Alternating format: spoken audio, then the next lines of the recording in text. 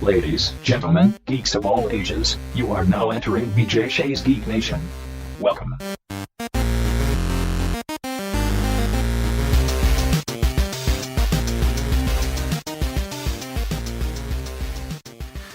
Hey guys, it's Chris. Walk Like a Flan with BJ Shea's Geek Nation, back again with another episode of On the Couch with Chris. Wanted to talk to you a little bit today about video game consoles. Now, I know I talked last week about getting a PlayStation 4 so that I could play a particular game, No Man's Sky, and that still holds true. I'm absolutely going to be picking up a PlayStation 4, but for now, I wanted to talk about an announcement that was made at E3. Microsoft had a lot to say about upgraded systems for the Xbox One, the Xbox One S, and the Scorpio system. Now, what it actually means as far as what the differences are, apparently the S is going to be a little bit smaller, 40% smaller, like a physically smaller item, and also maybe have a larger capacity, larger memory storage capacity. What I really want to talk about is this Project Scorpio thing, which is, I mean, I could throw a bunch of technical specs at you, blah, blah, blah, numbers, this, 1080p, that, blah, blah, blah, blah, blah. It doesn't actually mean that much when you come right down to it. The truth of the matter is, the Scorpio is a huge step forward, a huge upgrade, and it's going to be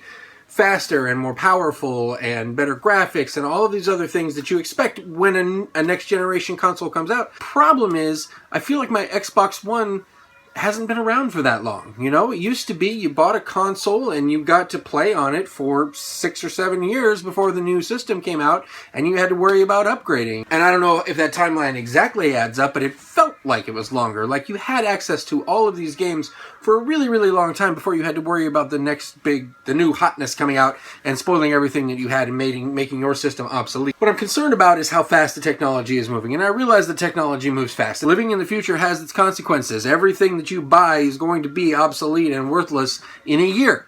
It's just I really love the power that I get with my Xbox One, and I have a lot of fun playing on it, and I'm really enjoying having it, and I want that to last a little bit longer is all I'm saying.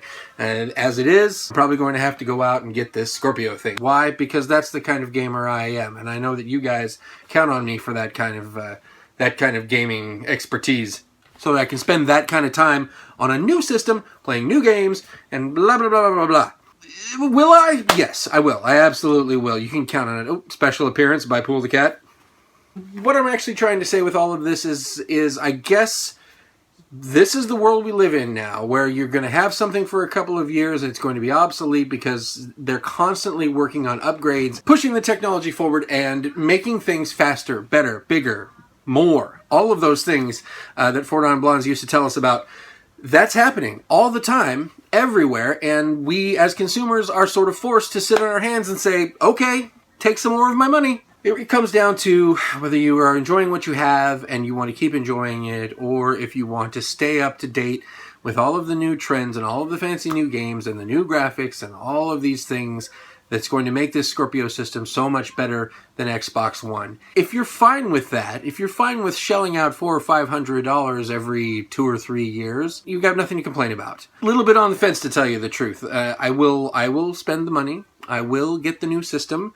I will be disappointed to see my Xbox One go. Any questions, guys? Any comments about the state of video gaming today and console development? Leave a message for me down here below.